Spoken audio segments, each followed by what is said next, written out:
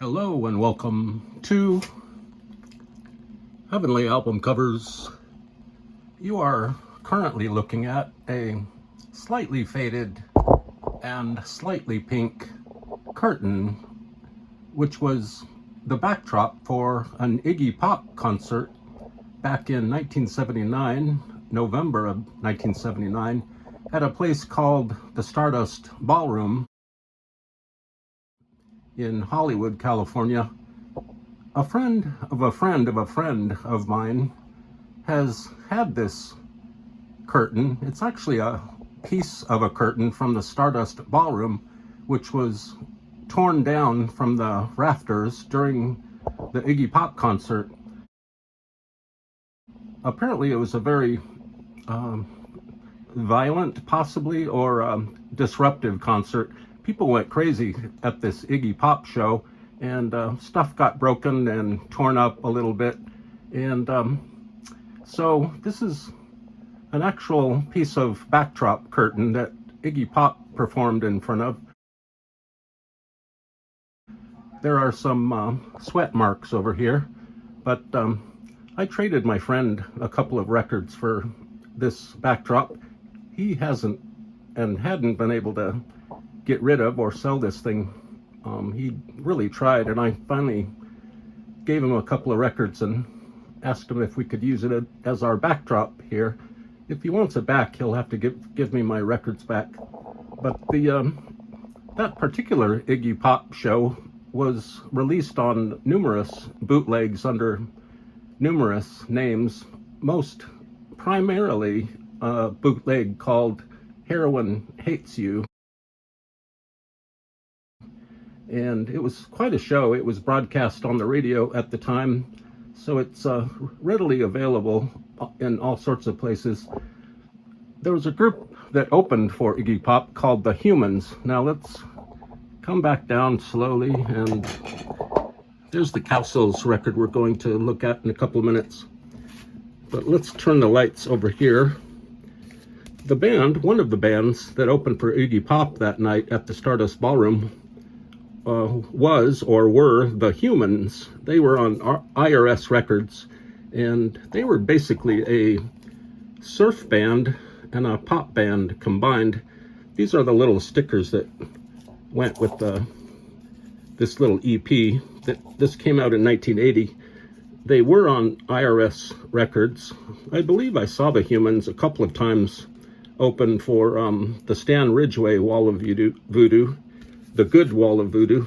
And at the time, IRS Records was signing all sorts of punk and new wave groups like the Go-Go's, Wall of Voodoo, and REM. And the Humans were another one of those IRS bands. This little EP package seems to me to have been hastily put together. It has all sorts of strange design choices, and let's take a look. First of all, the Humans are here. They're kind of posing at a beach in front of some sort of pier. This is lead singer Sterling Storm, great name. He was the frenetic frontman and singer. This is John Anderson, who seemed to have been about 30 years older than everyone else in the band. He was in a band called the Showmen when he was younger, a surf band called the Showmen, not the Snowmen. And John Anderson was probably still is a great surf guitar player, just amazing. And so you had all these pop elements, kind of new wave, kind of surf.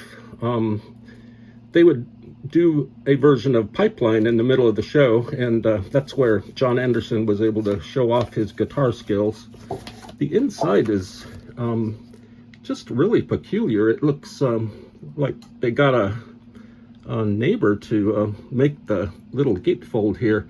There's like vultures and airplanes and blimps, and looks like this is up in San Francisco. There's the Transamerica building, and there's all these records that are on the ground being eaten up by rats, and it totally does not really fit with the cover, the cover is decent.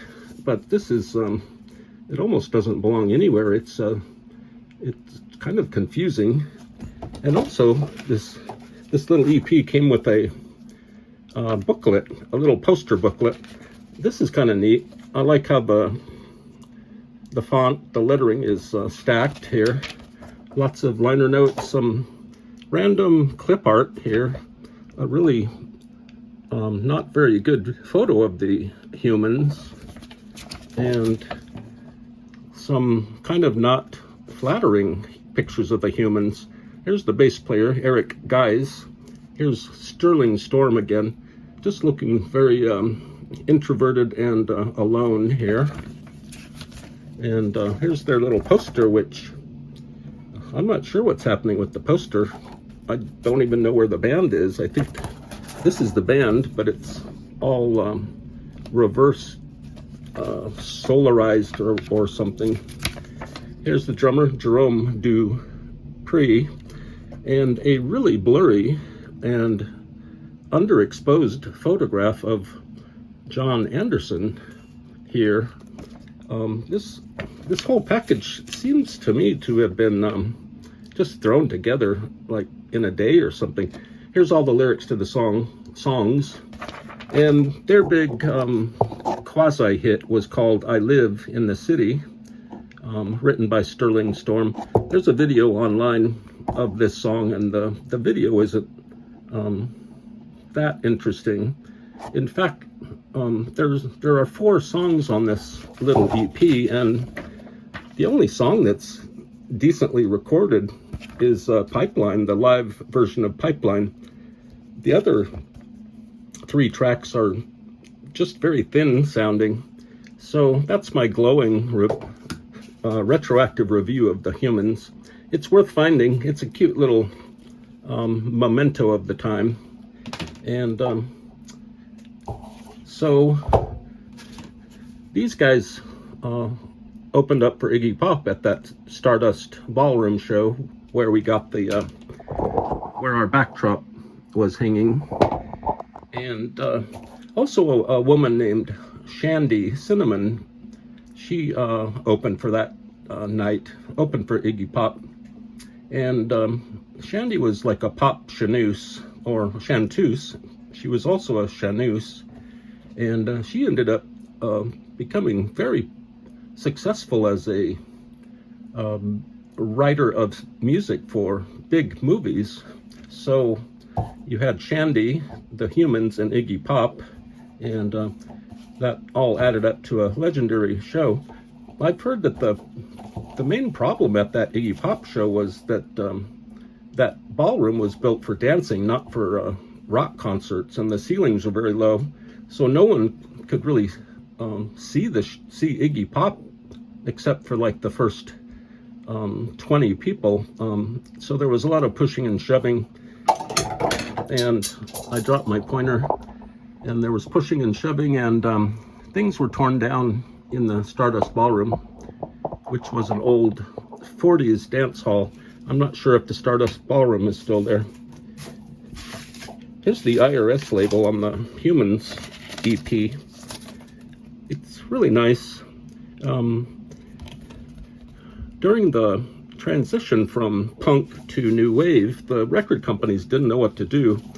They were kind of committed to classic rock like Fleetwood Mac and the Eagles, but then there were all these new groups that came through, so no one really knew how to design the new material, the new product that was coming out by the new wave groups, because they had to be marketed in different ways. So here, after I take a sip of my 7-Up zero sugar drink, look at this. That's really nice. It's a nice sticker. Somebody had to design that.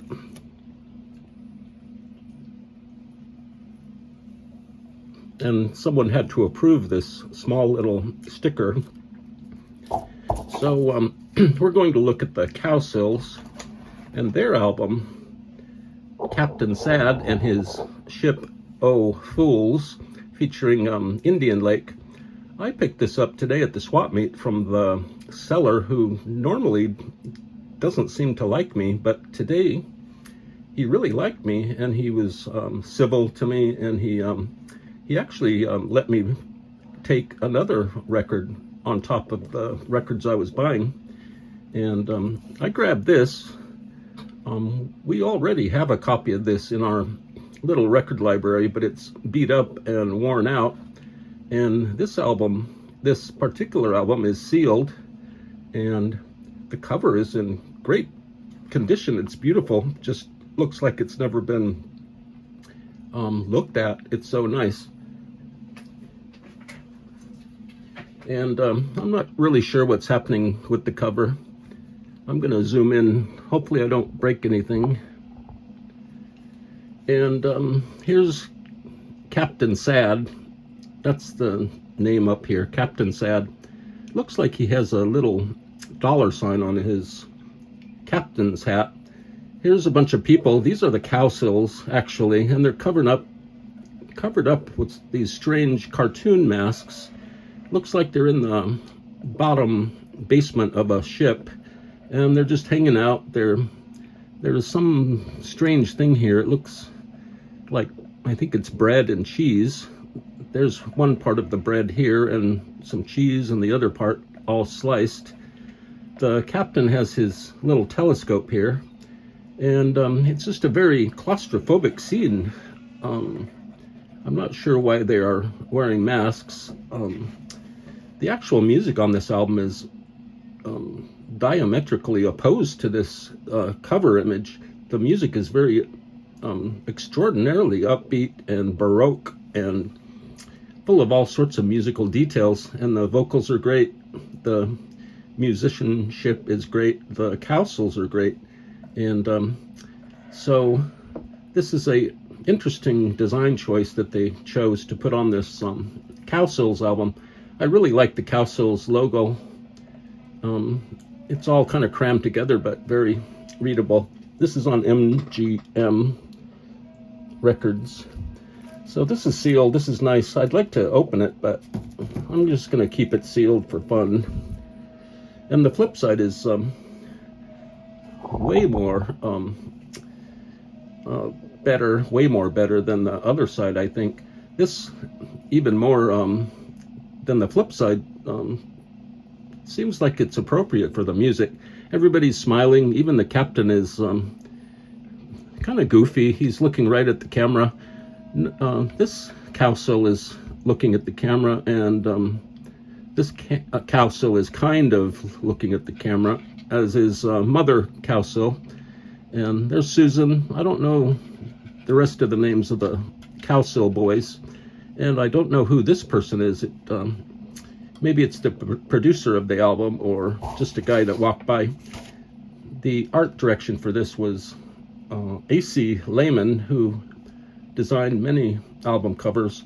The photos were taken by Dwayne Dalrymple, I think that's his name. And the Cowsills were pretty great. They never clicked into a super big super group kind of phase. There's a really good and sad documentary about the Cowsills. It's like a 2.5 hour kind of a internet documentary about the Cowsills that's worth finding. One of my favorite Cowsills moments is when a stripped down Cowsills group played on the Mike Douglas show. They were playing When I'm 64 by the Beatles.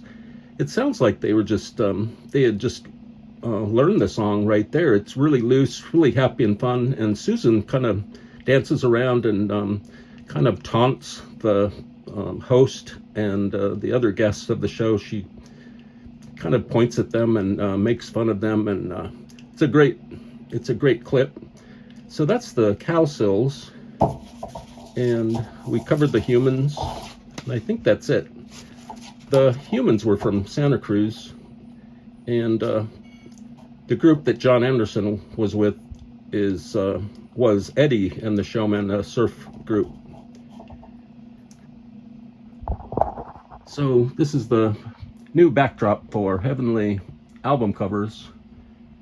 The torn down partial curtain from the Stardust Ballroom